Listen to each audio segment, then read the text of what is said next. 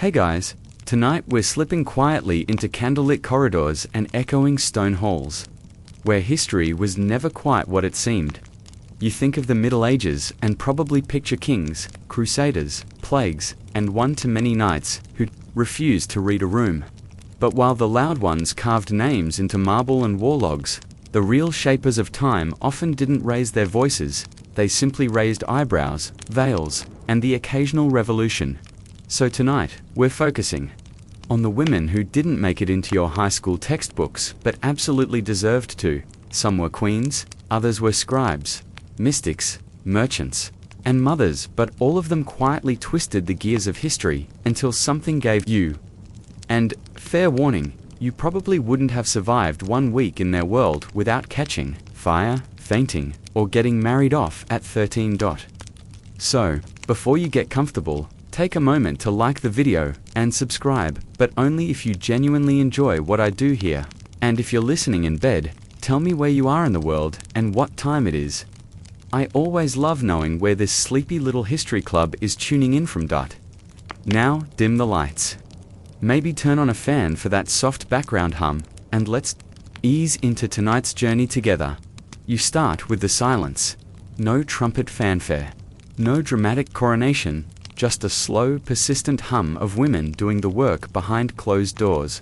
In convents, royal chambers, city markets, and shadowy libraries, they pulled strings and passed secrets, copying books with aching wrists and coaching kings with practiced glances.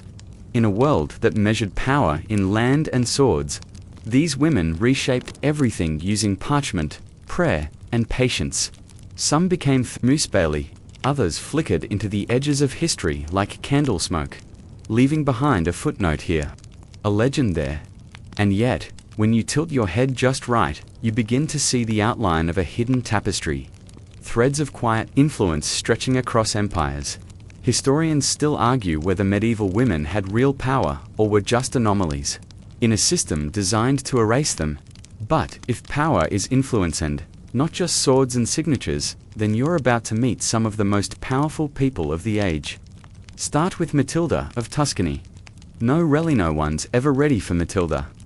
This 11th century countess had more political clout than most kings. She controlled a vast stretch of Italy and defied emperors like she was brushing lint off her cloak. She once forced Emperor Henry IV to wait barefoot in the snow for 3 days outside her castle, begging forgiveness from Pope Gregory VII. That's not metaphor. That's real slushy. Medieval humility on demand. Then there's Theophanu, a Byzantine princess who brought silk and subtlety to the Holy Roman Empire. She became empress, and then, after her husband's death, effectively ruled as regent for her young son. People at court whispered about her intelligence. In the same breath, they whispered about her perfumes. One chronicler claimed she bathed daily, which in the 10th century was enough to spark rumors of witchcraft, hygiene, suspicious. And yet, for every grand empress or noblewoman we remember, there are dozens of names we don't. Women who educated kings while pretending to be nannies. Women who hid banned books in bread ovens. Women who signed letters for illiterate husbands and slyly shifted policy. You picture them now, not on thrones, but seated beside hearths, embroidering quietly while absorbing every bit of gossip and strategy. Their weapons weren't blades, but words, networks, and the ability to keep things moving while pretending they didn't exist.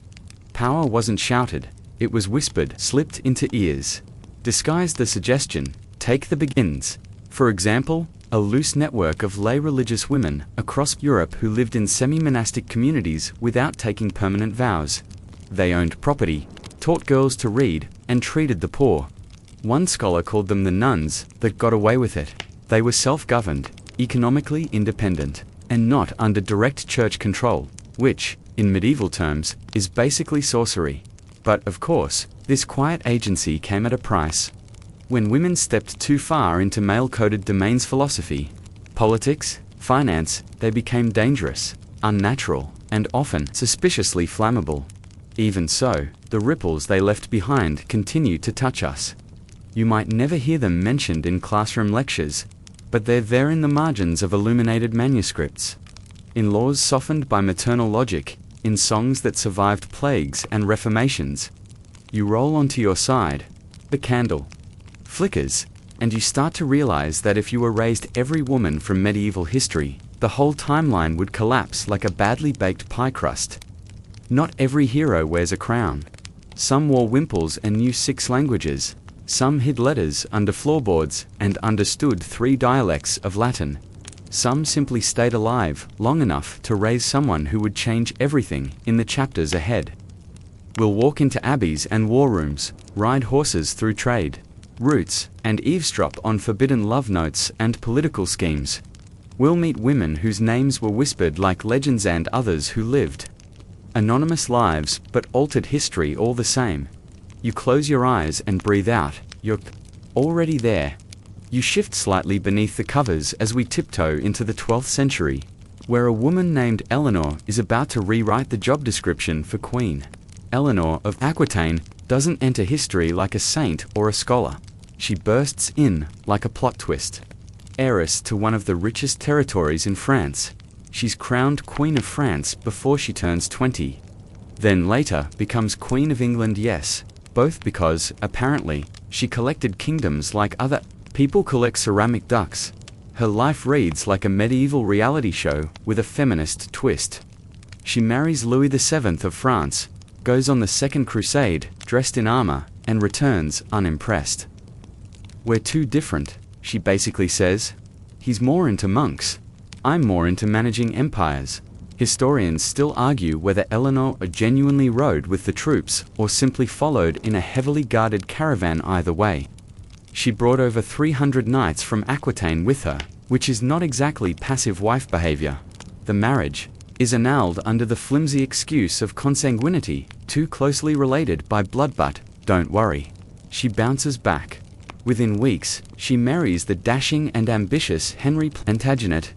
When he becomes King of England, Eleanor becomes Queen again. Yes, again.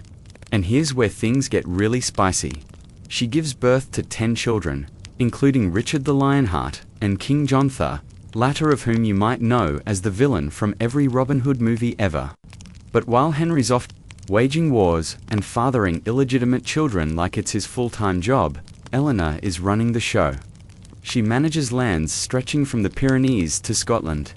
She builds alliances, finances, abbeys, and rewrites feudal contracts with the kind of precision that would make your accountant weep with joy. Then plot twist number 3, she turns on her husband, like Fullen, supports her sons in rebellion turns on him. Now, you might think, surely that ends badly. It does. She's imprisoned for 16 years.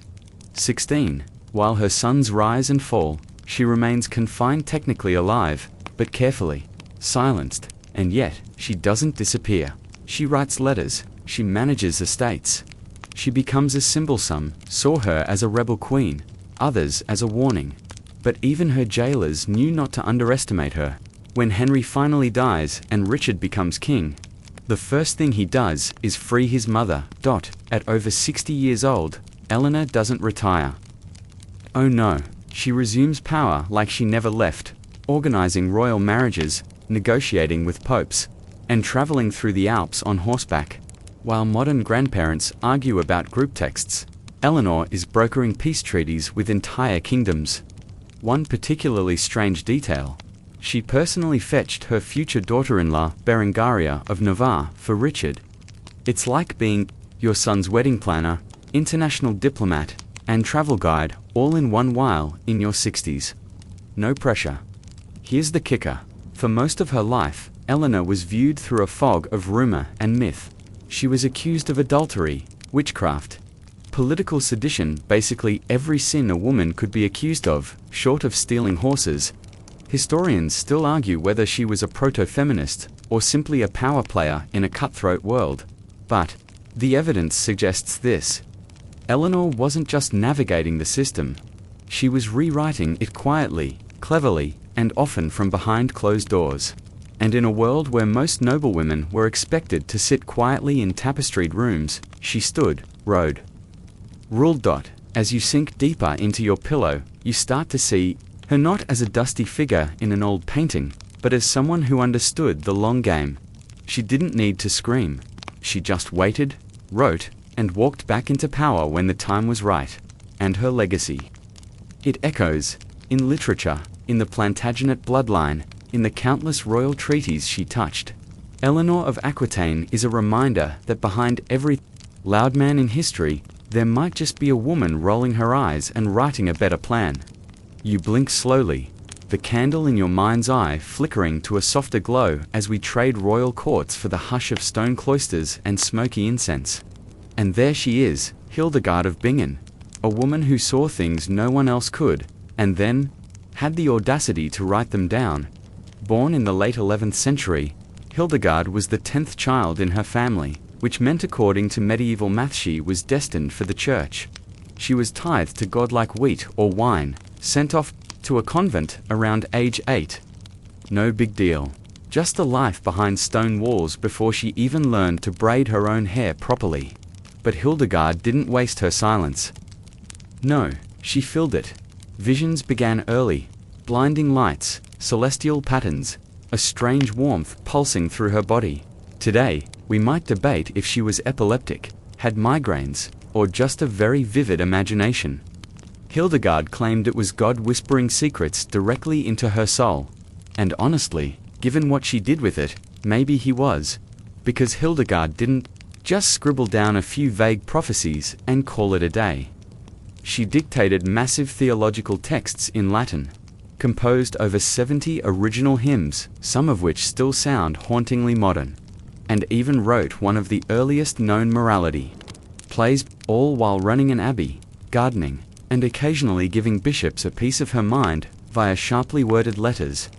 One of her books, Civius, contains 26 visions that look like cosmic fever dreams, egg-shaped universes, fiery wheels, towers, of virtues climbing toward the divine. Her descriptions are so intricate that modern artists still try to recreate them. At one point, she claimed to see a woman's soul as a tent of fire stretching toward heaven. If that doesn't deserve a Grammy and a TED Talk, I don't know what does. Now. Keep in mind, this was an age when many people still thought women's bodies were too moist for rational thought. No, really, that was an actual theory. And yet Hildegard's ideas were respected.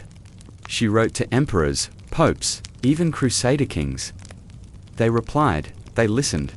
They sometimes said thank you, and probably hid her letters under a pile of less interesting monk scrolls. Historians still argue whether Hildegard's mysticism was pure faith, or a strategic use of divine vision to gain theological agency. But here's a quirky little detail to chew on. She was once forbidden by male clerics from preaching publicly. So she wrote letters denouncing their pride and then kept preaching anyway. She also buried a supposed excommunicate in holy ground defying direct church orders, because, in her words, God said so. You can practically hear the eye roll in that one. But Hildegard wasn't all fire and brimstone. She wrote about natural healing, catalogued the properties of plants and stones, and even suggested that music was essential to spiritual health. One of her best-known pieces is titled, O Virtues Sapientia, O Power of Us. Listening to it is like being wrapped in velvet fog and set adrift in the stars, and og. Yes, she's been considered by some to be the founder of scientific natural history in Germany. Not bad for a woman who technically wasn't even allowed to speak in church. Here's the delicious contradiction. She was a cloistered nun who traveled and preached. A devout follower of church doctrine who challenged its hierarchy. A woman bound by silence who, over time, made the whole world listen. You roll onto your other side. Hildegard's voice echoing not as thunder, but as a soft chord, long and slow and strange. One more oddity before you drift further. Hildegard believed in a divine feminine forcer, glowing presence called Sophia Wisdom embodied. She described her as the breath of God, fine dew that touches everything. In a time when most saw women as theological footnotes at best, Hildegard imagined divinity itself in feminine terms. You breathe in, you breathe out, and for a moment, in that floating space between sleep and story, you hear the song of a woman who turned visions into scripture, dirt into medicine, silence into symphony. You let yourself drift, and as the chant of Hildegard fades, another sound takes its place. Scratch, scratch, scratch, the soft rhythm of a quill across parchment. You follow the sound into a candlelit chamber where a woman sits alone, fingers curled around a pen, writing herself into existence. Her name is Christine de Pizan, and she's not having it. Born in 1364 in Venice, but raised at the French court, Christine was no ordinary woman, not by birth, not by circumstance. Her father, a physician and astrologer to King Charles V, believed in educating his daughter. A bold move, given that most girls were lucky to learn how to sign their name without accidentally pledging allegiance to Satan. Christine reads widely. She studies Latin. She memorizes poetry. And she marries young, as expected. But then life throws the usual medieval curveball. Her husband dies suddenly. Her father is already gone, and Christine is left with 3 children, a niece, and a mother to support. No inheritance, no title, just bills, grief, and the lingering pressure to remarry fast and quietly. Instead, she picks up her pen. At first, she writes courtly poems, flattering, elegant, safe. But then she sharpens her blade. Her work becomes critical, thoughtful, boldly political. She defends women from the endless parade of medieval insults flung at them by male scholars, monks, and men who probably hadn't touched a sponge in years. Her most famous clapback, the Book of the City of Ladies. In it, she builds an imaginary city brick by metaphorical brick populated entirely by history's most remarkable women, warriors, queens, inventors, saints, each one introduced and celebrated as proof that no, actually, women are capable of virtue, wisdom, and strategy. The book's tone is cool and firm, like someone explaining feminism with a silk-gloved slap to the face. Historians still argue whether The City of Ladies is a radical feminist text or a conservative defense of traditional virtue, but intent is clear. If you're going to accuse all women of being morally weak, she'll raise you 1,000 years of receipts. And she doesn't stop there. Christine writes about war, ethics, education, and politics. She's the first known woman in Europe to make a living exclusively through her writing. No patrons, no monastery, no wealthy husband footing the bill, just skill, hustle, and an endless supply of patience for men who insisted on interrupting her paragraphs with their opinions. One of her later works, the Book of Deeds of Arms and of Chivalry, is essentially a military manual. Picture it: a woman explaining siege weaponry and battlefield tactics to knights while probably correcting their spelling. Here's a fun aside. During the 100 Years' War, Christine even dared to support Joan of Arc in Printat, a time when most people thought Joan was either a heretic or an inconvenient riddle on horseback. Christine saw something more. She wrote, "We who are women do not know how to defend ourselves, but this woman shows us the way." It's the first piece of known literature about Joan. And still Christine vanishes from the record soon after that. We don't know when she died, only that she stopped writing. Maybe she'd said enough. Or maybe, in a world obsessed with men's names, she simply slipped into the background again. Watching her words do the work. You imagine her now, hair pinned back, shoulders hunched over a desk, the ink drying slowly on a page that might outlast her by centuries. Her hands are tired, but her ideas are awake. And in every woman who ever whispered, "I'm going to write this down," Christine de Pizan is there somewhere between the lines, still building her city. You roll the thought over in your mind like a polished stone. The pen doesn't just beat the sword, it builds sanctuaries. You stir a little as the warm glow of Christine's chamber dims, giving way to colder stone and sharper whispers. Now, you find yourself in the throne room not as a guest, but as a spy in the velvet shadows.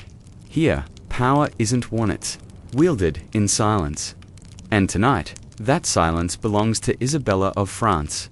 She's often remembered by one name, the She-Wolf of France, which sounds like either a gothic villain or an indie metal band. Either way, it doesn't do her justice.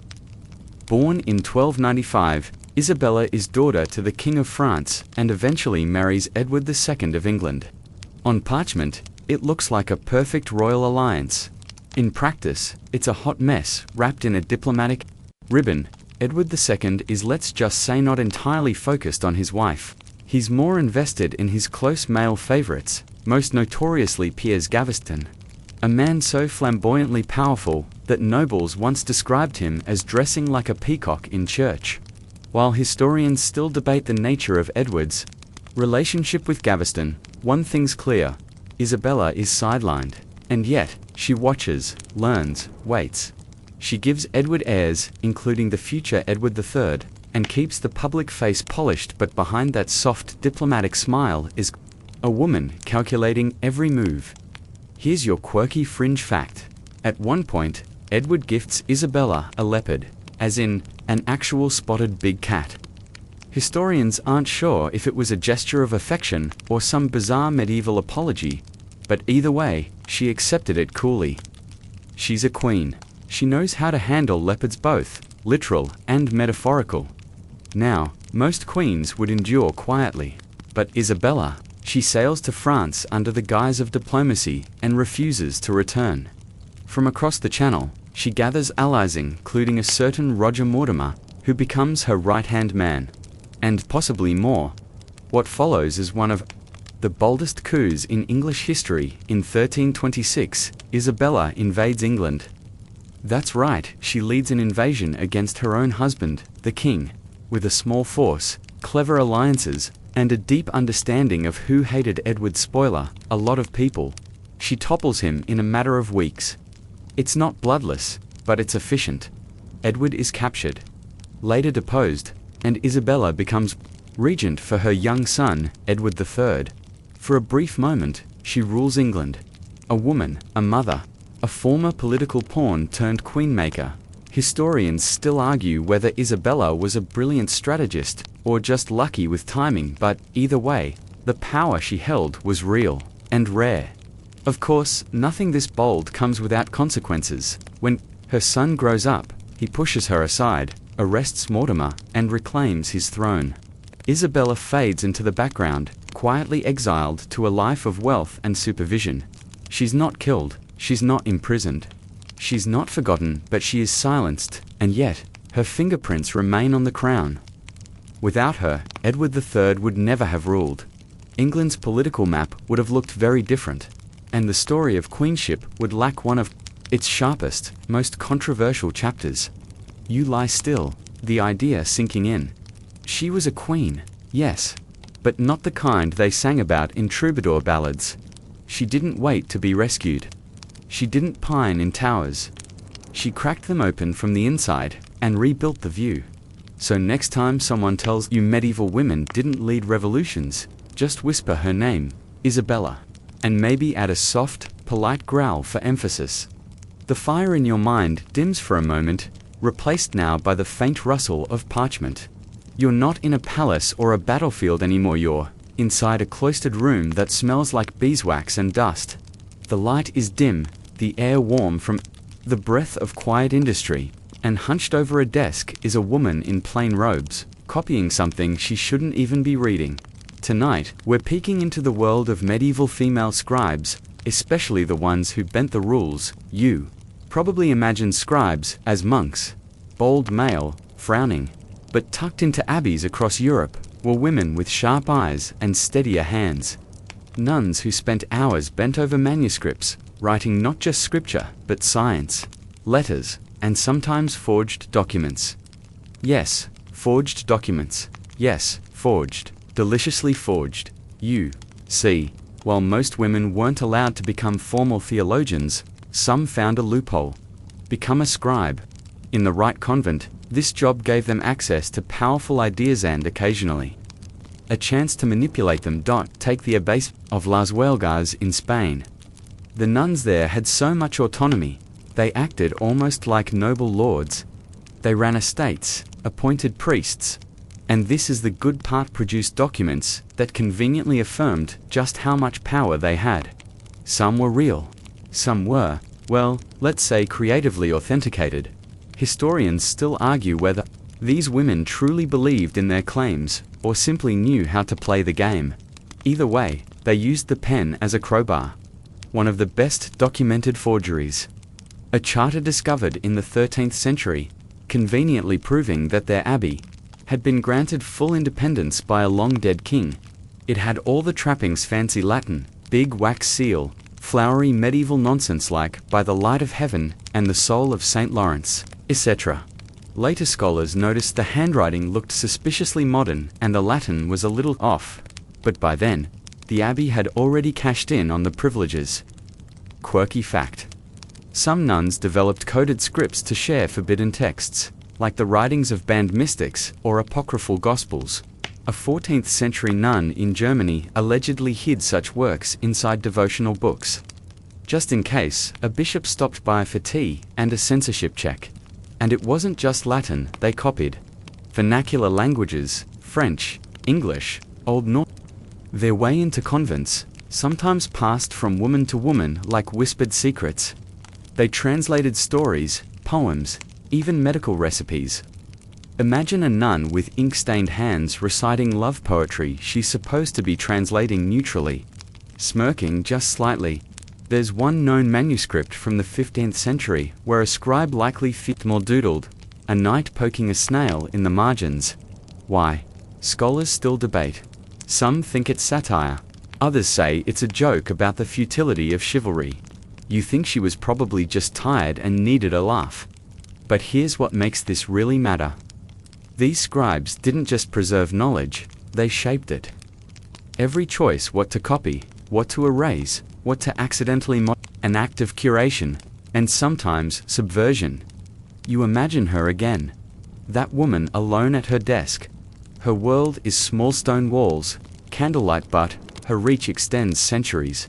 She dips her pen into ink made of crushed oak galls and scribbles the future into being. She is careful, she is quiet, and she is in control. You take a breath. We often say that history is written by the victors. But here's the secret, no one tells you. It's copied by the women in the back room with a locked cabinet and a really good memory. The candle gutters slightly, casting flickering light on a woman in white. Not royal, not rich. Not rich, just impossibly still. You're in a modest room in Siena now, stone walls cool to the touch, a single wooden cross hanging above a cot. And on that cat sits Catherine. Not Saint Catherine, not yet, just Catherine. Of Siena, born in 1347, the 23rd child, yes, you heard that right, of a modest wool dyer. Her family expected her to marry, be useful, fit in. But Catherine had other ideas.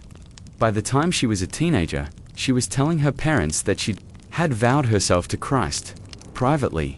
At 7 years old, imagine a toddler so spiritually committed that she turns down playtime because she's too busy fasting. That's Catherine. They tried everything, pressuring her to wear nice clothes, pushing marriage candidates, even locking her in her room. Catherine responded by refusing food, speech, and eye contact. For 3 years. Silent, fasting, praying. You try that next time someone wants to talk about taxes. But then something shifts. Around age 21, Catherine emerges from her self-imposed exile and becomes a force of nature. Not quietly pious, but socially volcanic. She joins the Dominican tertiary order, basically nuns who live outside the convent, and begins tending to the sick during the plague. And she doesn't just visit the well-behaved sick people. She ministers to criminals, lepers, people dying in agony. One fringe detail you won't find in sanitized versions. Catherine once drank the pus of a dying patient to prove her humility. Historians still argue whether this is a metaphor, a miracle, or just medieval hardcore. Either way, she earned some serious shock-ender points. But what makes her more than a legend is what she does next. She writes letters, hundreds of them, to popes, queens, warlords, basically anyone with power and ears. In a time when most women were banned from any kind of theological authority, Catherine speaks directly to the church. She tells the Pope to get out of Avignon and come back to Rome. That's like texting the CEO of your company and telling him to return to headquarters without emojis, and guess what? He does. That's right. Pope Gregory XI returns to Rome, at least partly due to her persuasive letters. and reputation for divine visions. You picture him reading her letter with one raised eyebrow, then slowly looking out the window toward Italy and sighing. Catherine had no formal education. She dictated her letters and theological works to scribes because she couldn't write herself until late in life. And yet, her book, The Dialogue of Divine Providence, is considered a spiritual classic, packed with complex ideas on free will, virtue, and divine love. She wasn't quiet. She wasn't sweet. She told church leaders they were acting like spoiled brats. She told kings to stop waging selfish wars. She accused bishops of cowardice, and she did it all while technically being a laywoman in the eyes of the church. You'd think the church would excommunicate her. Instead, they canonized her. Saint Catherine of Siena, one of only 4 women declared Doctor of the Church, a title given to theologians of exceptional influence. It took until 1974 her to be recognized that way, but still she's in the club. And here's the tender irony. For all her passion and power, Catherine's body wore down. Her extreme fasting, her non-stop travels and emotional strain, they caught up. She died young, at 33. The same age as Christ. You inhale deeply, as if in time with the last breath she took. And you feel it, that quiet defiance, that unshakable conviction that you don't need titles to carry truth. She didn't wear a crown, she wore scars. And her words still echo in marble halls and bedside prayers. Sometimes to shake the world, you don't need to stand, you just need to refuse to move. The wind in your dream rustles parchment, and then armor. But it's not a king this time. It's not even a night dot. It's a teenage girl in a threadbare tunic. Mud on her boots, eyes fixed on something no one else can see. And you, quietly, recognize her even before she speaks. Joan of Arc. Her name feels heavy, iconic. But before she became a symbol, she was just an illiterate peasant girl from Domremy, who heard voices and followed them into history. Let's rewind to the early 15th century. France is a mess. The 100 Years' War is dragging on. The English have taken large parts of the country.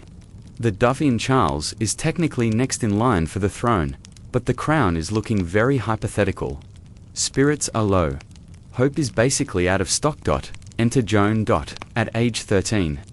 She begins to hear voices. She says they come from Saint Michael, Saint Catherine, and Saint Margaret. They tell her she has a mission. Lift the siege of Orleans and get Charles crowned king. Totally normal teenage goals. She convinces a local garrison commander to take her to Charles. How? Persistence, possibly divine charisma. And let's be honest, she probably just annoyed them until someone said, "Fine, give her a horse." Now imagine this, a teen girl, armored up, riding into war beside grizzled veterans who probably thought she was there to bless the stew, but she wins their trust. Not by fighting, though she did carry a banner into battle, but by inspiring, shouting, encouragement, rallying troops, charging fearlessly. And yes, they started winning. Orleans is lifted. Morale soars. Charles is crowned at Reims, just like she predicted. Historians still argue whether her influence was military or purely symbolic. But no one denies this. Wherever Joan went, people moved, and that's where the trouble starts. Joan is dangerous. She undermines the old hierarchy. She claims divine instruction without a bishop's stamp. She's a peasant, a girl, and people start whispering the ugliest word in the medieval vocabulary. Heresy. In 1430, she's captured by the Burgundians, allies of the English, and sold, not handed over, sold, like cattle. The English stage a show trial, run by churchmen with a very strong agenda and a very weak grasp of fairness. They interrogate her for months. About her visions, her clothes, her faith. Here's your quirky detail. They obsess over her outfit.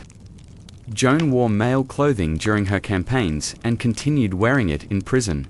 This drove her accusers wild. She wears pants, clearly a servant of the devil.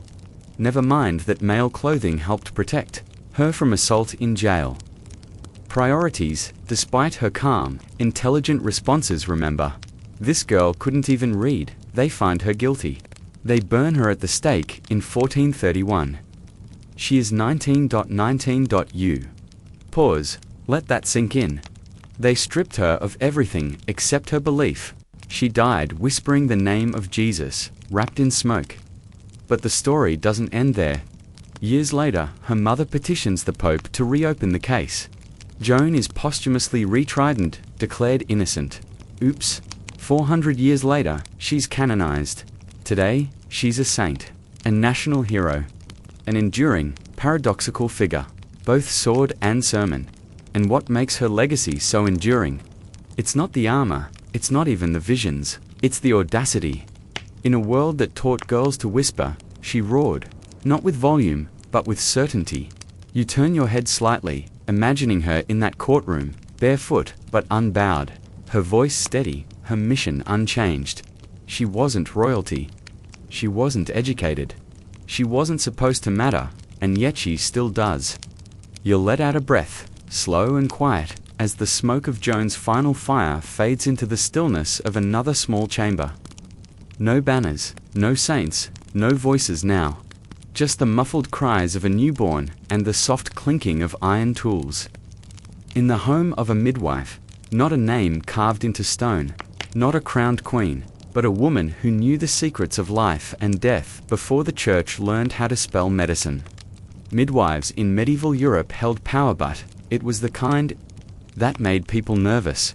They were usually older women, experienced, respected, and feared, because they operated in the most liminal space of all, the moment between a scream and a breath. Between this world and the next.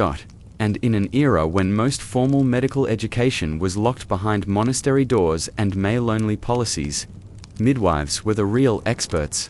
They used herbal remedies, practical anatomy, and community knowledge passed from mother to daughter, sometimes for generations. You imagine her now, rolling up her sleeves beside a straw mattress, boiling water over a fire, grinding dried yarrow into powder with practiced hands. She doesn't ask for permission, she just does the work. But here's the tension. Her knowledge gave her influence. And influence, for a woman in the Middle Ages, was a liability. Because while the village respected her, the church and the growing academic medical community saw her as problematic. Why?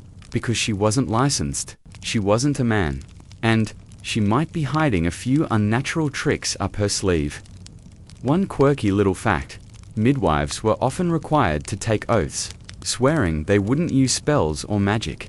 Yes, official midwife handbooks in places like France and Italy included lines like, "I shall not utter incantations to speed delivery unless they be sacred ones," which honestly sounds like someone trying really hard to ban Spotify playlists from the birthing room.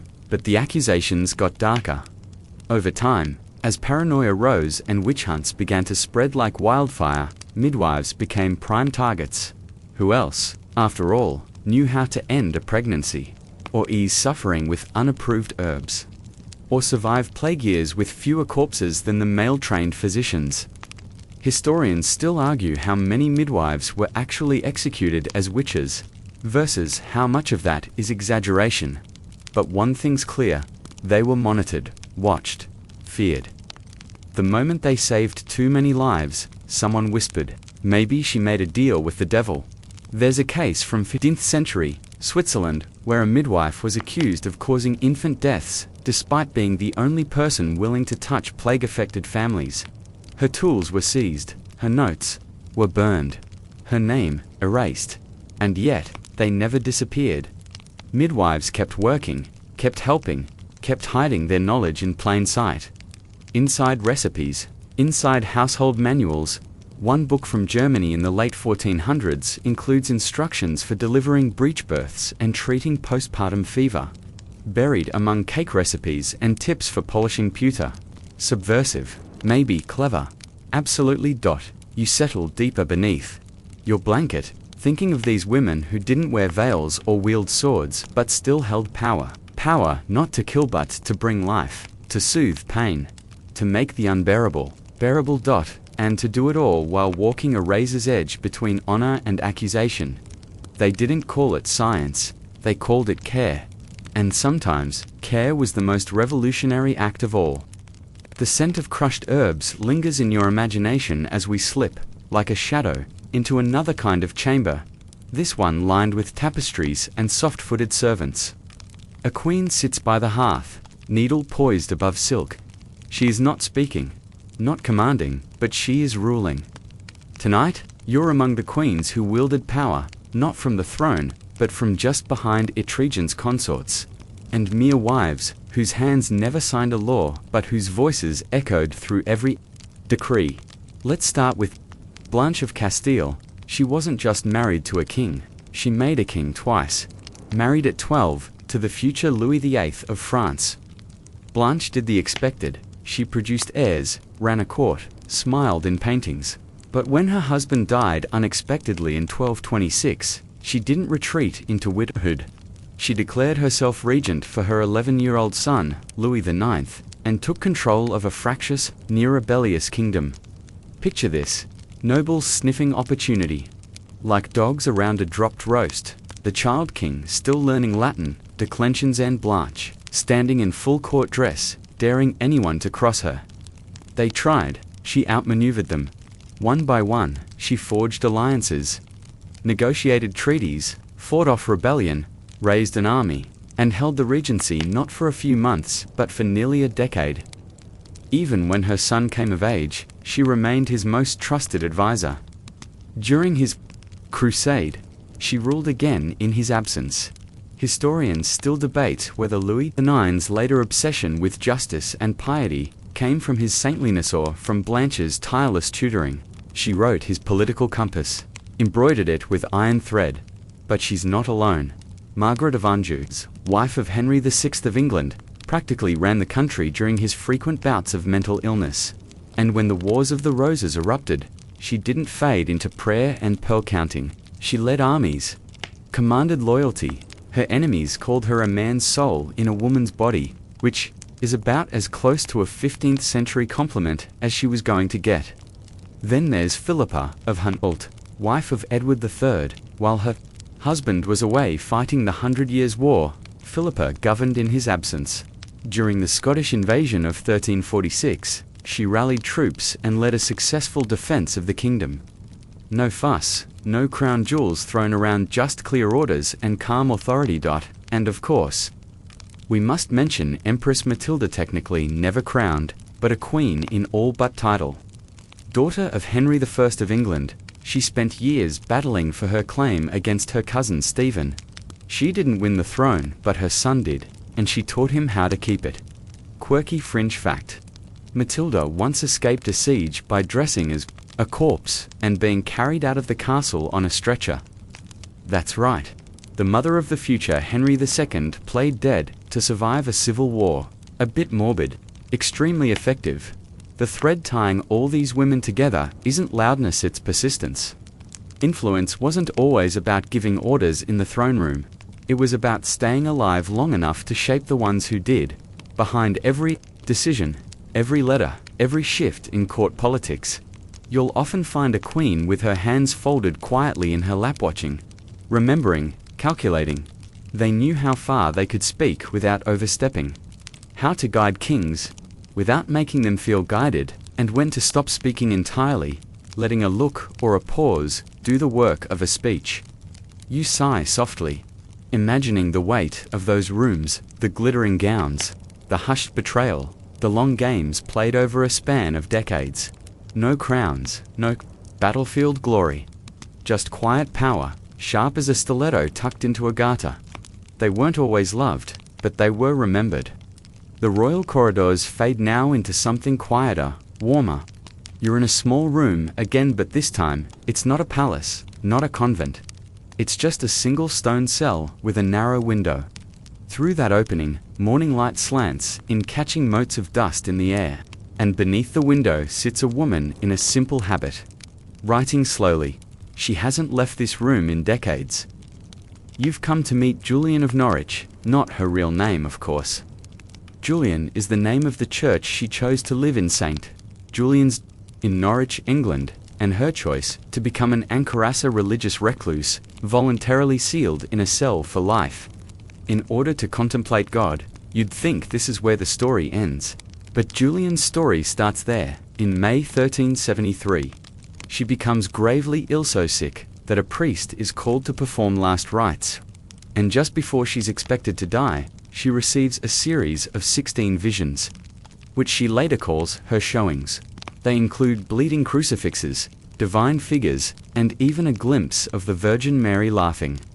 Which, let's be honest, is a detail you don't get every day in medieval theology. She survives.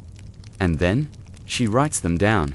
Her book, Revelations of Divine Love, is the first known book written in English by a woman. And not just English, but Middle English, the language of Chaucer, the streets, the people, not Latin. Not cloistered academic speech. Her words feel close, even centuries later. And what she writes is shocking. Julian describes God as both Father and Mother. She emphasizes love and mercy over fear and damnation. She insists repeatedly that no soul is ever beyond hope. All shall be well, she writes. And all shall be well, and all manner of things shall be well. It's soft, but it's rebellious. Historians still debate whether Julian was protected by her anonymity, or simply overlooked because she never left her cell. Either way, her work contains theology so daring, it wouldn't be matched for centuries. Here's your quirky bit. People could visit her. There was a small opening in the wall squint where townspeople could come and speak to her, for advice, confession, or comfort. Picture it.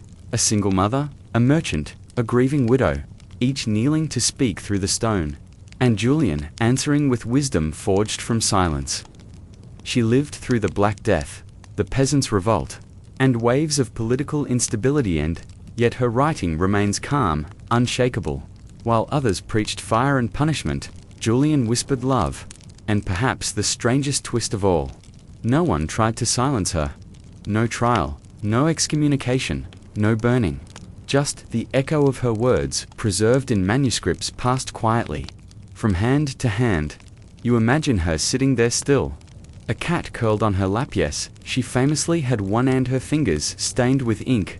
Day after day, writing visions, copying reflections, speaking peace through a stone wall to a world on fire.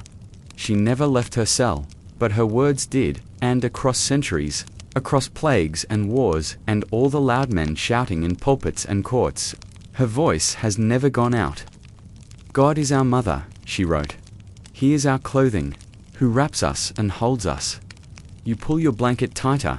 She believed love was louder than fear. She wrote that down, and we still remember. The cell fades the silence. Now you hear wind briny, and brisk fluttering sailcloth, and rattling iron rings. You're standing on a stone dock, watching a ship vanish beyond the horizon. A woman adjusts her cloak against the salt air. She's not waving goodbye, she owns the ship. Tonight, you sail alongside the women merchants of the Mediterranean, traders, innkeepers, smugglers, and financiers, whose names rarely made it into royal records, but whose ledgers quietly rewrote economies. In medieval Europe, commerce was supposed to be a man's game. But port cities don't follow rules, they follow profit. And when husbands died or disappeared, which, let's face it, happened often, women stepped in. Not just to keep the shop running, but to expand it. Take Margherita d'Artini, wife of Francesco d'Artini, the merchant of Prato. She wasn't just sending love notes, she was managing inventory, settling disputes, and directing warehouse operations. Francesco called her my strong arm, in letters. Her surviving correspondence shows she had opinions, strong ones, about shipping schedules and debt collection. Meanwhile, in Venice, widows often took over spice businesses. One document from the 14th century records a woman negotiating directly with Genoese traders, haggling for saffron like a pro. No need for her husband's seal, just a sharp mind and a sharper tongue. Quirky fringe fact. In Marseille, women ran inns that doubled as trade posts and occasionally as intelligence hubs. Some offered side services, matchmaking, message delivery, even low-key smuggling. One woman, Jean of Arles, was arrested in 1362 for running an illegal cross-border silk network. She claimed she was just passing fabrics between friends. authorities remained unconvinced. Historians still argue whether these women were exceptions or whether our records simply failed to capture the full scale of their work. Because while kings hoarded jewels and monks catalogued visions, women were quietly cornering the market on grain, wool, and the ever-glorious olive oil. And this wasn't just in Christian Europe, in the Islamic world.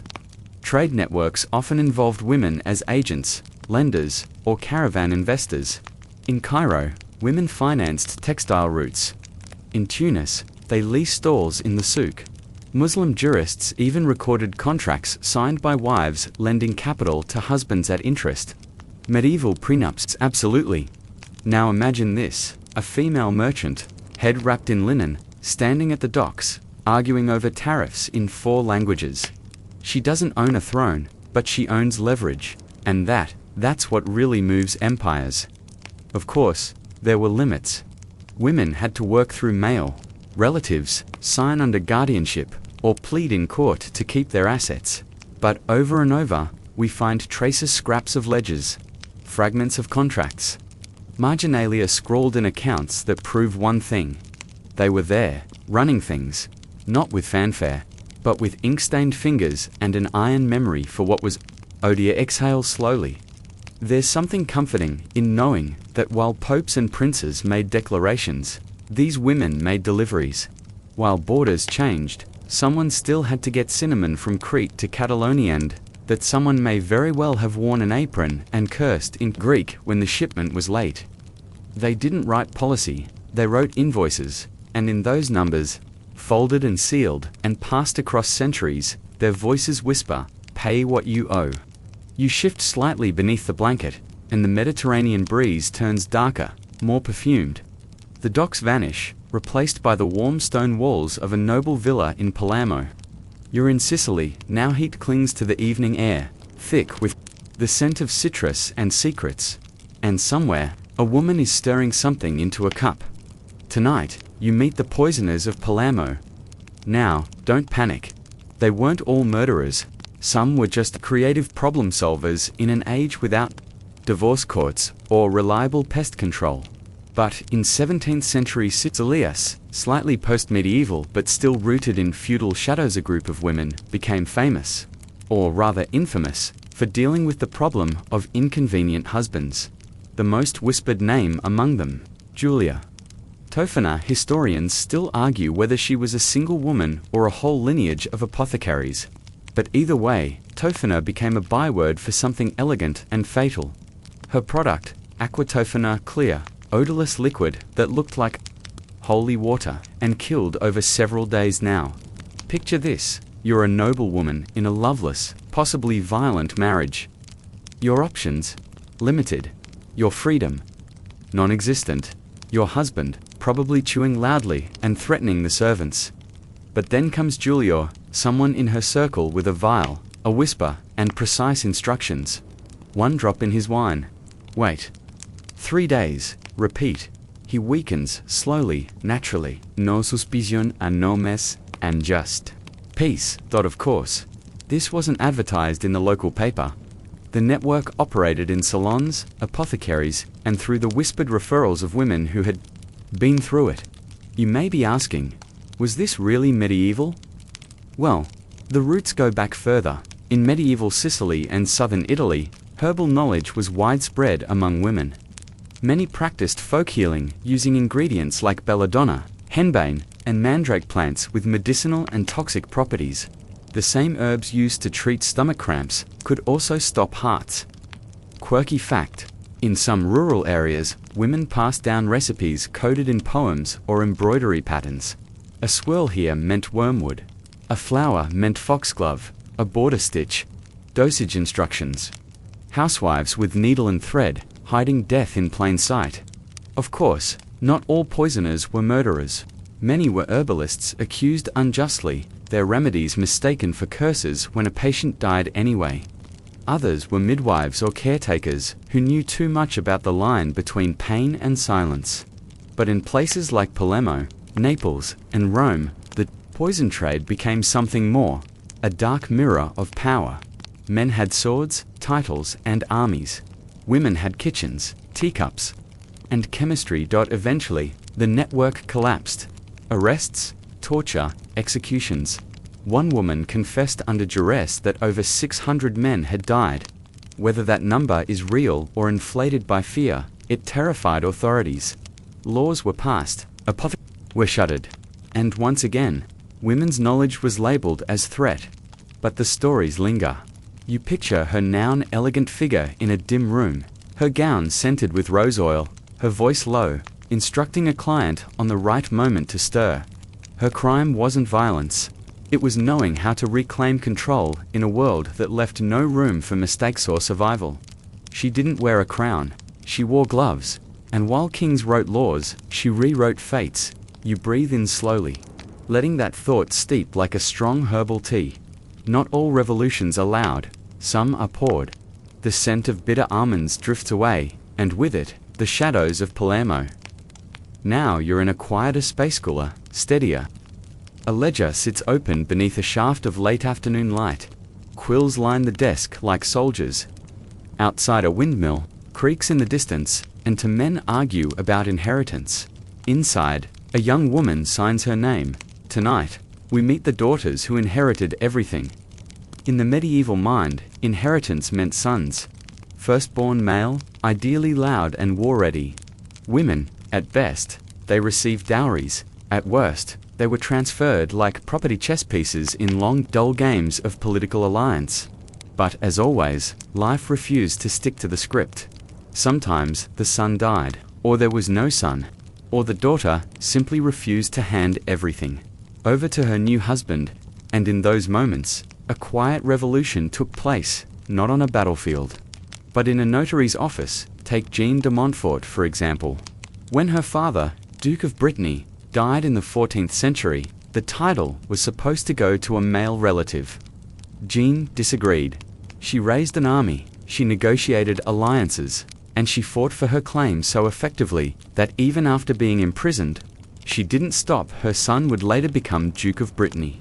She didn't just inherit land, she defended it with the endurance of someone who knew how easily it could be taken away. Or look to Italy, where noblewomen like Caterina Sforza became de facto rulers of their family holdings. Caterina inherited her husband's territory when he was assassinated and held it through cunning, military strategy, and a very memorable moment when she supposedly exposed herself to rebels from her castle walls and shouted, "I have the means to make more." Sons. Fringe? Yes. Power move. Definitely quirky fact. In parts of medieval France and Flanders, daughters could inherit even in the presence of sons if the family followed partible inheritance. This meant splitting estates, not ideal for the greedy, but great for that one daughter who kept receipts and knew how to read grain prices. Still, inheritance wasn't just about titles and castles. It was also about businesses, guild memberships, and craft shops. In London, widows could inherit their husband's membership in certain trade guilds, which sounds tame until you realize it meant access to real power, trade networks, property, contracts, and legal rights. Some women became so skilled in their inherited trades that they were requested by name for commissions in textiles, leather goods, and even armor. One widow, Alice Claver, inherited her husband's bell-making business in 15th century England. She continued it on her own, signing contracts and employing workers. Imagine explaining that to a modern HR department. Yes, the CEO died, but his wife's running things now. Better, actually. Historians still argue whether these women truly wielded independent power or simply acted as placeholders for male heirs. But surviving documents show signatures, decisions, even lawsuits brought by women who refused to be sidelined. And here's the thing no textbook tells you. Sometimes, these women didn't just preserve family legacy, they improved it. They balanced books, expanded farms, made smarter alliances. One French landowner, Alix of Thouars, doubled her estate's value within 5 years of inheriting it through careful grain, investments, and tenant negotiations. Quiet, practical, game-changing. You close your eyes and picture her, not a warrior, not a queen, but a woman standing in the middle of her field. Listening to the wind and watching the workers, she pays directly. She doesn't have a sword. She has a spine. She doesn't raise an army, she raises rentand. Expectations, sometimes inheritance isn't about gold. It's about holding ground no one expected you to own, and refusing to give it back. And in doing so, she didn't just inherit history, she rewrote it. You turn onto your back now, the night fully wrapped around you. Distant drums thud softly in your mind, like hooves striking dry earth. And suddenly, you're not in a manor house or abbey or out on the wind-blown fields of Spain, the steppes of Hungary, the rocky ridges of the Balkans. Tonight, you ride with the women warriors they didn't teach you about in school. No, not fantasy shield maidens or corset-wearing TV heroines. Real women, armor-wearing, don't need your permission types who commanded troops and made enemies think twice. Let's start with Nicola de la Haye. In the early 13th century, she became the Castellan of Lincoln Castle in England, a hereditary role, yes, but still rare for a woman. When civil war broke out during the First Barons' War, she was in her 60s. That's right, 60-something, overseeing defenses, rallying the garrison, and withstanding a siege by rebel forces who were probably half her age and twice as loud. And when King John died, leaving his 9-year-old son as king, Nicola held the line literally. She defended the castle until royal troops arrived, helping secure young Henry III's rule. That makes her effectively the grandmother of the Plantagenet dynasty's survival. Historians still argue whether her role was symbolic or tactical. But one thing is clear, the men who underestimated her lost badly. Now gallop across to Spain, where Juana de Arantero, a noble woman during the Reconquista, is said to have donned armor and fought alongside her brothers. Her story, like many of these women, sits between history and legend, tangled in dusty ballads and second-hand chronicles. But her presence reflects a truth.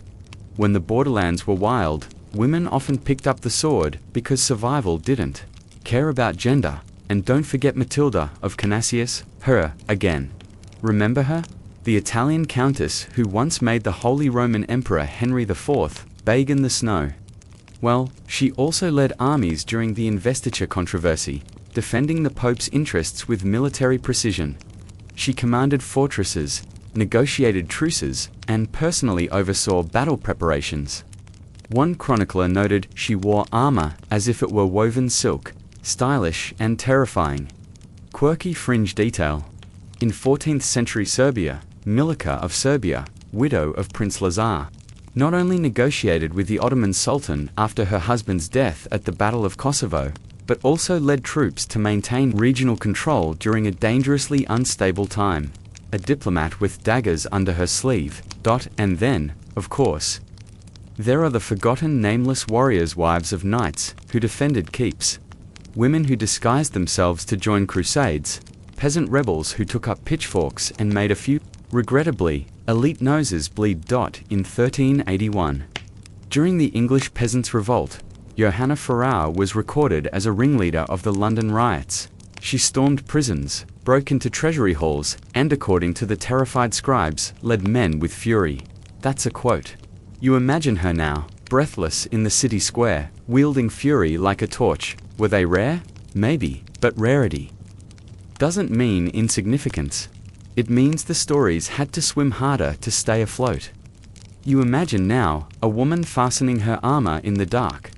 No crowd cheering, no trumpet sounding, just the click of iron buckles and a steady breath. She's not in the paintings, but she was on the field. And when someone tries to tell you women didn't fight in the Middle Ages, you can gently point to the siege towers, the forged letters, the smoke rising behind them, and whisper, they were there. The battlefield dust settles, and you step off the field, boots echoing now in stone corridors. Somewhere, a bell tolls softly. The air is thick with candle wax and ink.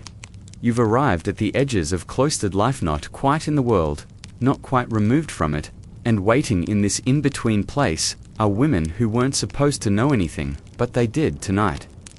You visit the female scholars who hid in monasteries. Picture this, you're a woman in the 13th century. You're bright, curious, you want to read Aristotle. maybe dabble in astronomy, possibly dismantle church doctrine just for fun. But universities won't admit you, libraries are locked, and your only approved reading includes Psalms and how to be quiet in public. So what do? You find a loophole, or you create one. Take Heloise of Heloise and Abelard, fame not just a tragic romance, but also one of the sharpest minds of her generation. She was educated in Latin, Greek, Hebrew, and philosophy.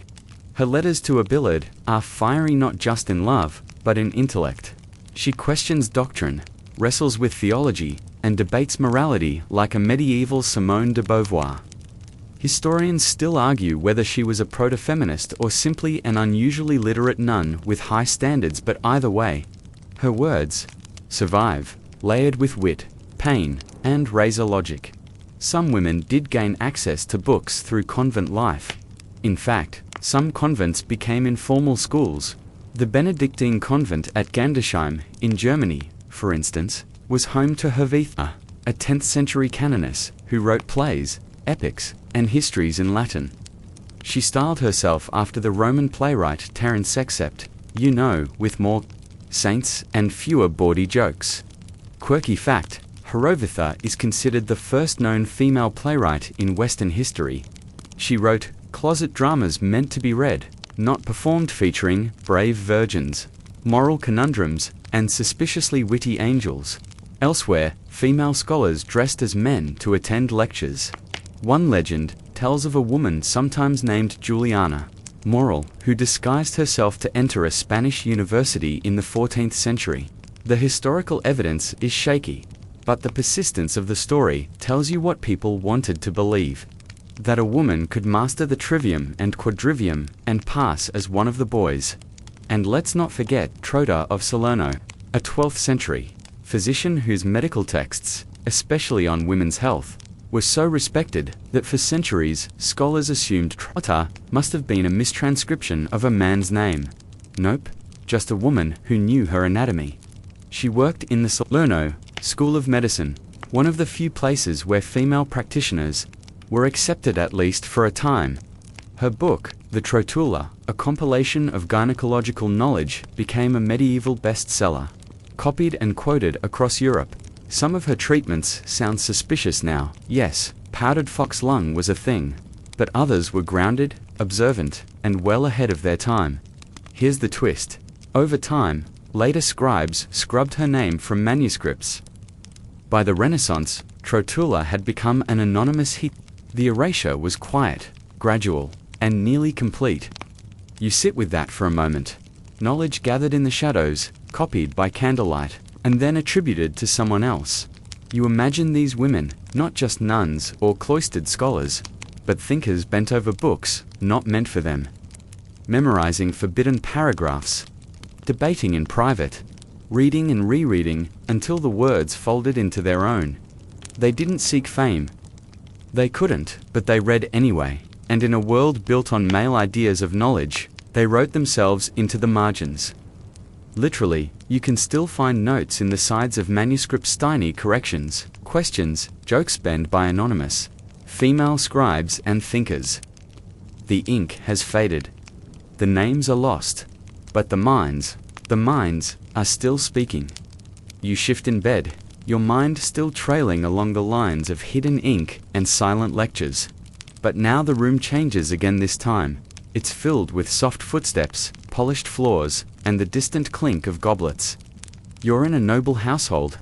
The mistress sits at the center of the room. But she isn't the one you're here for. You're watching the servant who sees everything. Tonight, we turn to the women whose names were never recorded in ink, but were etched into the outcomes of kingdoms, the chambermaids, wet nurses, ladies-in-waiting, and spies who played the long game from behind the curtain. Let's start in France. At the court of Catherine de' Medici, a queen, famous for political intrigue, black gowns, and possibly poisoning a few too many dinner guests. But even her influence depended on the sharp minds and quieter tongues of the women who surrounded her. Chief among them, her network of female informants, often dismissed as decorative, but in reality, conduits of information. One such, Lady-in-Waiting kept a coded diary detailing the plans of foreign ambassadors, which Catherine used to shift alliances like chess pieces, no swords, just access. In England, Elizabeth I's court operated like a living theatre, with ladies-in-waiting not only serving her meals and dressing her hair, but also managing her correspondence and, more crucially, intercepting other people's letters. Some were tasked with reading foreign diplomats' mail aloud in multiple languages under oath of silence. Imagine being expected to arrange roughs and catch signs of treason. Before breakfast, you don't need a title to be powerful when you control what the monarch sees.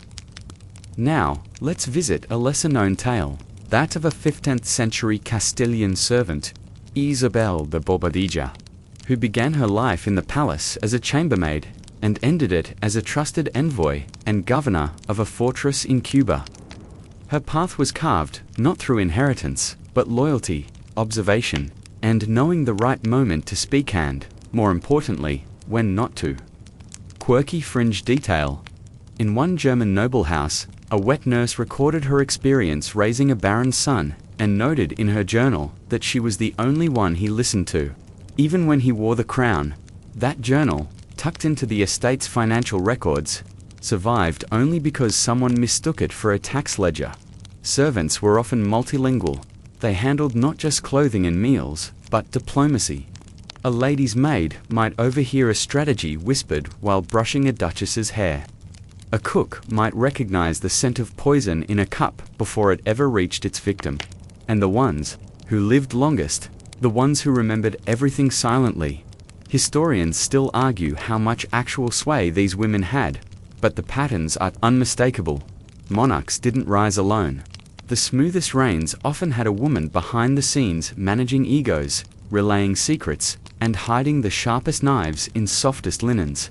And sometimes, one servant's whispered warning in the night was the only reason a plot failed, a war was postponed, or a crown remained upright. You picture her now, a woman in plain clothes, walking the corridors unnoticed, eyes always scanning. She's not writing history, she's editing it in real time. You might never hear her name in a textbook, but the kings remember her.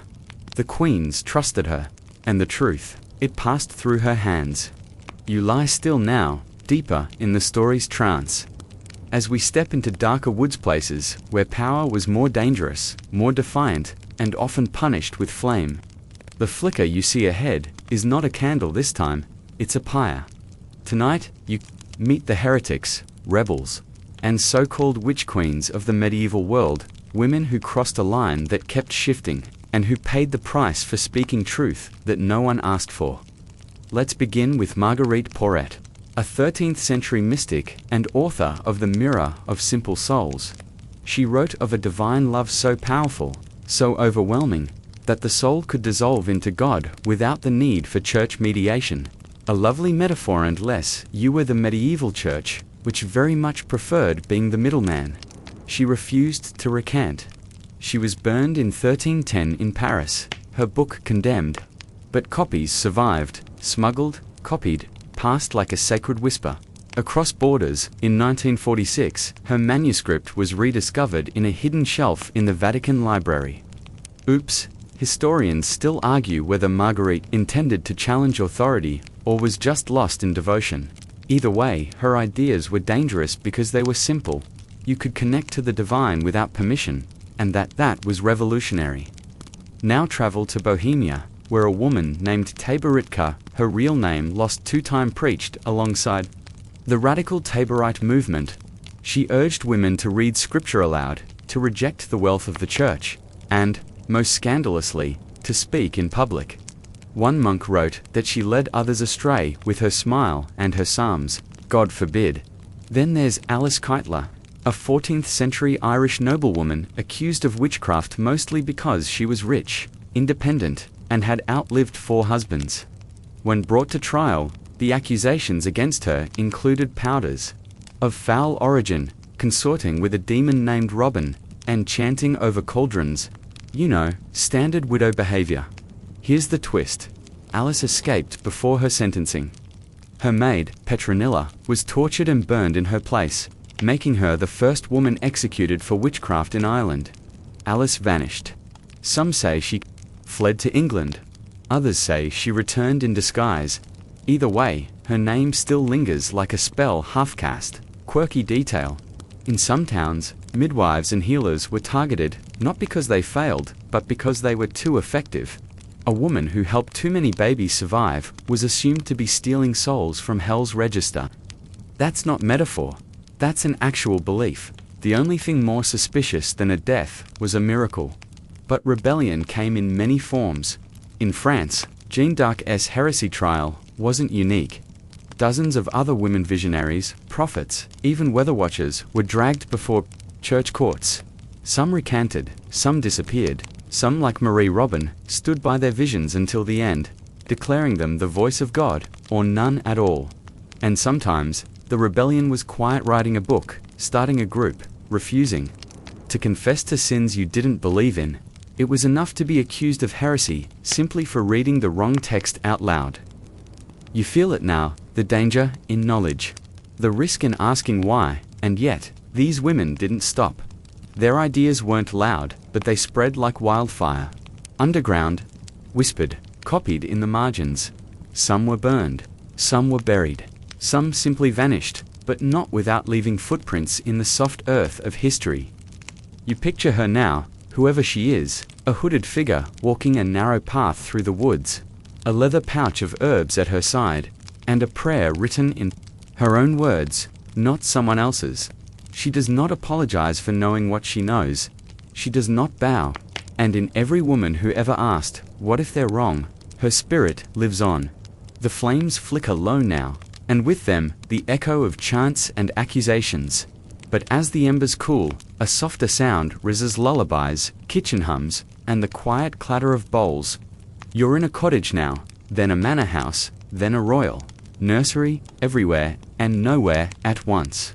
Because tonight, you meet the mothers of revolutions. Not queens, not rebels, not exactly.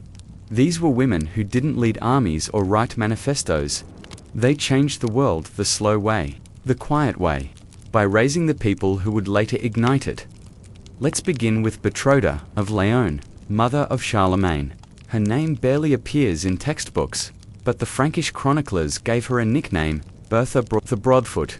Unclear whether it referred to her gait or her reach, but either way, she was no passive matron. She was a shrewd political operator, who negotiated her son's dual kingship, arranged powerful marriages, and kept peace within the family long enough for Charlemagne to rise. It's likely that without her stabilizing presence, the Carolingian Empire may have been less imperial. Then there's Isabeau of Bavaria, Queen of France during the 100 Years' War. Often maligned in history for alleged vanity and excess. But what gets overlooked? She held the kingdom together during her husband's periods of mental illness. She raised a generation of royals who would redefine European borders. And she did it all while being publicly blamed for court instability as a scapegoat, because blaming mothers never goes out of style. But it's not just nobility. In households across Europe, mothers taught language, memory, and resistance. Take the Jewish women of medieval Iberia and France, who, when formal instruction was denied to them, and their children became unofficial teachers. They passed down Hebrew prayers, family traditions, and cultural survival in the face of persecution. Historians still argue how much rabbinic knowledge was preserved not in scrolls, but in lullabies whispered over cooking fires. Quirky fringe detail. In one 14th century Italian village, a woman named Antonia compiled a household book for her daughter, not recipes or sewing tips, but local legal loopholes. In her own dialect, she explained how to contest a tax, how to claim an inheritance, and how to read court seals. The book survived because her granddaughter smuggled it out during a family land dispute. Domestic, yes. Revolutionary, also yes. Sometimes, revolution isn't storming a castle, it's teaching your daughter how to sign her name in a world where women weren't supposed to write, and sometimes it's what you don't do. The mother who lets her daughter say no to a marriage. The one who hides a banned book in the flower bin. The one who tells her son, she doesn't have to listen to you just because you're louder. Think of Lady Margaret Beaufort, mother of Henry VII of England. Widowed at 13, she spent her life maneuvering court alliances, surviving political purges, and educating her son in exile. When he finally took the throne and began the Tudor dynasty, it was her influencer, quiet, relentless preparation that shaped his rule. She even founded 2 colleges at Cambridge, making her one of England's first female educational philanthropists. And here's the thing. Most of these mothers weren't trying to start revolutions. They were just trying to keep their children alive, but in doing so, in resisting silence, in insisting on dignity, they planted the seeds for everything that came next. You picture her now, a mother bent over a table, slicing bread with one hand and correcting her child's Latin with the other, her hair wrapped up, her eyes tired, her voice steady. She doesn't carry a sword, but she raised the one who would. The hum of lullabies fades, but in its place rises another rhythm: hoofbeats, footsteps, hearts. You find yourself in a candlelit chamber, thick with perfume and tension. Maps lie unrolled. A robe slips from a shoulder. Somewhere, just out of sight, a war begins. Tonight, you meet the lovers who shifted borders, yes. Lovers, those whispered names in court gossip, the ones tucked between scandals and succession rumors. But these women didn't just steal hearts, they steered them. And sometimes, with nothing more than affection and timing. They redrew the political map of Europe. Start with Agnes Sorel, the famed mistress of Charles VII of France. She wasn't just a pretty face in pearls, though she certainly had those. Agnes wielded influence in court decisions, encouraged Charles to reclaim his crown during the 100 Years' War, and used her position to promote loyal nobles. Her fashion low-cut gowns and soft grey silk sparked imitation and outrage. But it wasn't her neckline that worried courtiers, it was her access. Agnes helped stabilize a rattling throne. And when she died, suddenly likely of mercury poisoning whispers filled the halls. Historians still debate whether it was disease or assassination. Either way, she died young, but not without first shaping an entire phase of Charles' rule. Then, there's Roxolana, a former concubine who became the legal wife of Suleiman the Magnificent. Yes, we're drifting eastward and slightly out of the medieval period, but stay with me. Roxolana, also known as Harim Sultan, was born Ukrainian, captured by Crimean Tatars, and brought to the Ottoman harem. But she rose, and fast. She wasn't just beautiful, she was strategic. She corresponded with foreign rulers, influenced imperial appointments, and supported massive charitable projects. She bore sons and maneuvered them into positions of power. One ambassador described her as dangerous in silk, and they weren't wrong. Quirky fringe fact. The first European diplomats at the Ottoman court couldn't believe a woman held so much power, so they assumed Roxolana must be practicing sorcery. Because obviously, love, wit, and political acumen weren't enough to explain male attention. Now look to Isabella of Castile and Ferdinand of Aragonese, famously married, but their union was a love match and a power play. Together, they united Spain under one crown and launched the Reconquista. But their early letters suggest mutual respect, real affection, and one critical truth. Isabella was never the junior partner. In fact, when Ferdinand tried to claim more power than agreed, Isabella reminded him gently, then firmly, that she brought more land into the marriage. That's right. She literally told the king to sit down and read the prenup again. Sometimes love meant marriage. Other times, it danced just outside the edge of it. Consider Joan, Countess of Kent, who secretly married Edward the Black Prince after a famously messy set of annulments. Her beauty was said to be softer than sleep, but it was her persistence that mattered. The marriage bound her to the Plantagenet dynasty and their son became Richard II. But behind all this was negotiation. Letters, glances, at court banquets. Love, yes, but also leverage. Historians still argue whether these women were wielding power consciously or merely playing survival. But in truth, love in the medieval world was powerby because affection shaped marriages, and marriages shaped treaties, and treaties shaped borders. You imagine her now, a woman draped in silk, her fingers brushing a map. She doesn't need a crown, she already has his attention. And with it, the fate of 5 provinces. She might be a queen. She might be a mistress. She might be a name no one wrote down, but she tilted the map, just slightly, and the world shifted. The map folds away, and with it, the soft breath of court whispers. Now you're somewhere colder, closer. A village, a cloister, a battlefield edge. You feel a rush of wind, sharp against your face. Someone pulls a hood over their eyes. Someone else tightens a belt around their waist. Because tonight, you follow the women who disguised themselves as men. And not for drama or play acting, but for survival, for learning, for war, for freedom that could not be claimed unless they vanished into someone else. Let's begin with Euphrosyne of Alexandria, one of the earliest legends. A 5th century Egyptian woman. She reportedly escaped an arranged marriage by donning monk's robes and joining a monastery. As she lived among men for nearly 40 years, her identity hidden until her death. Part miracle story, part moral parable, but there are echoes of something truer beneath the holy embellishments. Escape through disguise. Fast dash forward to Catalina de Rosso, the so-called lieutenant nun, born in 16th century Spain, and placed in a convent as a child. She fled at age 15, took on male clothing, and lived for decades as a soldier in the Spanish colonies. Catalina fought in Peru and Chile, killed in duels, gambled in taverns, and once ran a successful mule business. When discovered, she appealed directly to the Pope, who granted her permission to keep dressing as a man. Quirky fringe fact. She also wrote a memoir, part confession, part brag.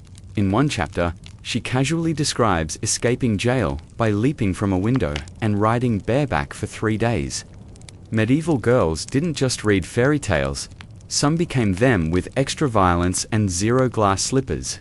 And in France, Jean Bear, while not technically medieval, deserves a quiet nod. In the 18th century, she dressed as a man to join a round-the-world expedition as a botanist. She disguised her identity so well, she completed the entire voyage before being outed. When they docked in Tahiti, the locals recognized her as a woman before her shipmates did. You can almost hear the raised eyebrows. But back in our era of interest, these acts of disguise weren't just daring, they were dangerous. If caught, punishment ranged from imprisonment to excommunication or worse. In some areas, laws specifically forbade cross-dressing, and suspicion alone could be enough to land a woman before a tribunal. Still, stories kept surfacing. A nun-turned-knight, a peasant girl who fought in border skirmishes. A woman who lived for decades in the army before anyone noticed she shaved with more confidence than expected. Historians still argue whether some of these tales were exaggerated, misattributed, or simply legends born of collective longing. But a few court records, military logs, and even church confessions confirm that women did this. Not often, but often enough. Sometimes it was for education. Women disguised as men to study at universities, like the mysterious Thomasine in Prague, who was discovered only after becoming top of her class. Other times, it was for love, to follow a husband into war for escape, when love curdled into threat, and in some rare cases, women simply preferred life on the other side of the fabric line. They lived out their days as men, quietly, until death revealed a truth they had no interest in correcting. You picture one now. They lace their boots by firelight. Their voice is low, deliberate. No one questions their posture. They speak when needed, listen more. They fight not to impress, but to survive. They walk between worlds. And as the world sleeps, they move on another road, another name. Not all heroes get statues. Some just keep walking. The road winds on, dust curling behind a faded cloak. But this time, the journey ends not in a battlefield or a university town, but in exile. Tonight, you walk beside the queens who lost everything, or at least, everything that showed. Not their will. Not their power. Just their place. Because when queens were cast out, whether for scandal, politics, or inconvenient intelligence, they didn't all wither into prayer and ghostly legend. Some rebuilt, reigned again. From the margins. Start with Emma of Normandy, Queen of England, twice. First married to Thelard, the unready, who, yes, was just as ineffective as his name suggests. And then to Canute the Gratius, the Danish conqueror, who allegedly tried to command the tide. Emma played both marriages like a chess master. When political tides shifted, so did she, negotiating with nobles, protecting her son's claims, and writing a biography of herself in Latin encomium me reginae to secure her legacy. A woman writing a glowing, politically strategic biography of herself in the 11th century. That's not narcissism. That's crisis management. Then there's Eleanor of Provence, Queen Consort to Henry III of England. After Henry's death, political winds turned, and Eleanor retired to a convent in Amesbury. But don't imagine passive retreat.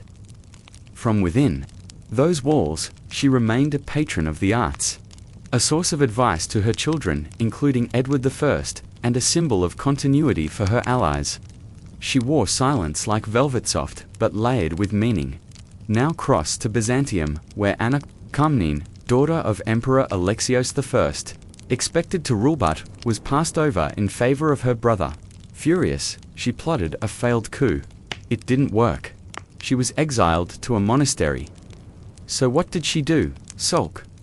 No, she wrote the Alexiota 600-page chronicle of her father's reign, filled with political analysis, military detail, and just enough personal shade to keep it spicy. Scholars still argue whether it's history or autobiography in disguise. Either way, it's one of the most detailed primary sources of the Byzantine Empire. It came from a woman in forced retirement. Quirky fringe fact: Anna Komnene may have had access to the only surviving copy of certain ancient texts, like works by Galen. So in between sipping thin broth and being politely ignored by the empire she nearly ruled, she was casually preserving ancient medical science. Then there's Margaret of Angiers, her again. After the Wars of the Roses, after the battles, after her son's death and her husband's deposition, she was ransomed back to France. But she didn't return as a broken relic. She managed her estates. She wrote, she survived, and survival, in a world that wanted her silenced, was its own small revenge. These women had no more armies, no more courts, but they had letters, memory, influence, that seeped through cracks like wine through old wood. Visitors came to them, younger women listened. Monarchs wrote for advice, and though their titles faded, their names didn't. You picture one now grey, streaking her hair, a veil drawn gently around her face. She pours tea for a guest who used to call her Your Majesty. Now it's just my lady, but her eyes are the same. She doesn't need the crown anymore. She remembers where it lies, and maybe she's teaching someone else how to wear it better. You sit a little straighter now, not out of fear, but curiosity. Because from the quiet rooms of exile, you're led into something stranger. Flickering torchlight, trance-like chanting, a scent of herbs and candle smoke thickening the air. Tonight, you find yourself among the mystics, prophets, and cult leaders, the women who claimed to speak for something beyond this world. Some were saints, others were excommunicated, and a few, a little of both. Let's begin with Birgitta of Sweden, a 14th century mystic and widow who began receiving visions after her husband's death. Unlike many visionaries who stayed cloistered, Birgitta went out. She traveled, she preached, she confronted kings and popes. She told Pope Clement VII that if he didn't return the papacy to Rome, God would chop him down like a crooked tree. Subtle. She also founded the Brigittine Order, a religious movement built on her visions and theological commentary written, of course, by scribes, since women still technically weren't supposed to publish religious texts. But Birgitta just did it anyway, and her writings influenced European spirituality for centuries. Then there's Margery Kempe. Oh, Margery. A 15th century Englishwoman, wife, and mother of 14 children, who then decided she was called to celibacy, pilgrimage, and public weeping.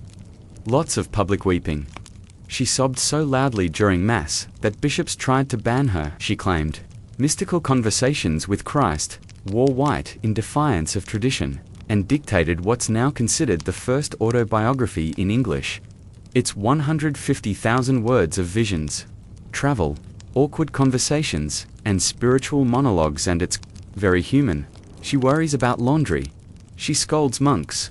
She tries to convince people she's not crazy, often unsuccessfully. Historians still argue whether she was a religious genius, a woman with a mental illness, or both. But her voice, unfiltered and stubborn, survived when so many didn't, and not all visionaries stayed within church bounds. In the 12th century, Tanchelm of Antwerp's unnamed female followers stirred controversy. These women claimed to share his prophetic insight, refused to marry, and practiced ecstatic rituals that were, let's say, unconventional. Some sources accused them of bathing with their male counterparts as part of spiritual purification. Whether truth or smear campaign, these rumors show the fear they generated. And of course, not all female-led movements were large in small towns across Europe. Especially during times of war or plague, local holy women rose to prominence. These weren't formally trained, they didn't write books, but they gave advice, interpreted dreams, and sometimes drew crowds. Some towns adored them, others burned them. Quirky fringe detail. In 14th century Switzerland, a woman named Odelhate claimed to receive messages from angels instructing her to build a wooden ark for a flood. But for the drowning of pride, locals helped build it. It never sailed, but the church eventually declared her delusional with conviction, which might be the most diplomatic way anyone's ever said, potential cult leader. You shift again.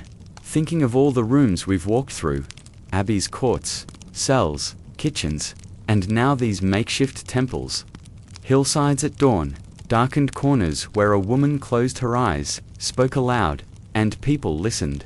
Some believed, others feared, but all knew she was saying something dangerous. You picture one now, her hair wild with wind, her voice measured but strange. She doesn't shout, she waits.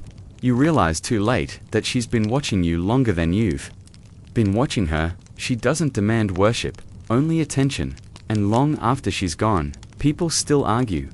Was she wholly mad, or just finally honest in a dishonest world? The torchlight dims, and your breath catches in a space not filled with chants or whispers but colors. Vivid blue lapis, gold leaf, the soft grit of crushed pigments beneath a brush. Tonight, you walk into the realm of art, into the studios, scriptoria, and building sites where women shaped beauty, meaning, and memory, only to have their names slowly peeled off the walls. These are the painters and builders we forgot. Let's start with the women behind the illuminated manuscripts, books so ornately illustrated they seem to shimmer even centuries later. In the scriptoriums of nunneries, like San Zaccaria in Venice or Wienhausen Abbey in Germany, nuns not only copied texts, but illustrated them. Tiny saints, vivid borders, cheeky animals dancing in the margins. Yes, one nun drew a bishop being chased by snails. Interpret that as you will. One standout, Guda, a 12th century nun in Germany who boldly included a self-portrait in the manuscript she illustrated, along with the words, Guda, a sinful woman. Wrote and painted this book. That's right, centuries before Van Gogh signed a canvas, Guda was saying, I made this quirky fringe fact. In a few surviving books, you'll find thumbprints embedded in the gold leaf, likely from the women, applying it too quickly or adjusting it mid. Accidental signatures, left behind in beauty. And art wasn't limited to parchment. In medieval France, women like Sabina von Steinbock were said to have worked on cathedral sculpture. At Strasbourg Cathedral, legend credits Sabina with carving one of the ornate portals, an allegorical figure of wisdom holding a chalice. Some scholars now suggest she may have supervised the work rather than sculpted it entirely. Either way, her name endured, scratched faintly into history like a chisel mark no one dared smooth over. Across Europe, widows often inherited and continued their husbands' artisan workshops. They painted altarpieces, designed stained glass, oversaw the carving of church doors. In Florence, records show that one such woman, Apollonia di Giovanni, managed a thriving wood painting workshop under her own name, her works often misattributed to male apprentices later. Then there's Clarissa, another nun illuminator, who, get this, drew herself, swinging like a human letter Q inside a giant capital. A joyful intrusion into the sacred text. You can still see her, braid bouncing mid-swing. Historians still argue whether these women were allowed to be artists or simply tolerated when male labor was scarce. But the evidence is in the pigment, the labor, the echoes, even in architecture. Women sometimes took the helm. In 9th century Germany, Abbess Hitta of Meschede oversaw the construction of a church complex and personally commissioned its layout. She wasn't just praying in the chapel, she was dictating where the beams should go. These contributions weren't always preserved. Attributions were erased, initials scrubbed, credit handed off to fathers, brothers, monks. But their presence lingers. In the curve of an angel's wing, painted with the delicacy of someone who knew that people would look for centuries. In the footnote of a ledger reading, commission approved by the mistress of the workshop. In the worn floor stones of chapels, designed by women who were told they couldn't understand the divine structure, and built it anyway. You close your eyes. You picture her there, sleeves rolled up, a brush held between her fingers, gold dust clinging to her skin.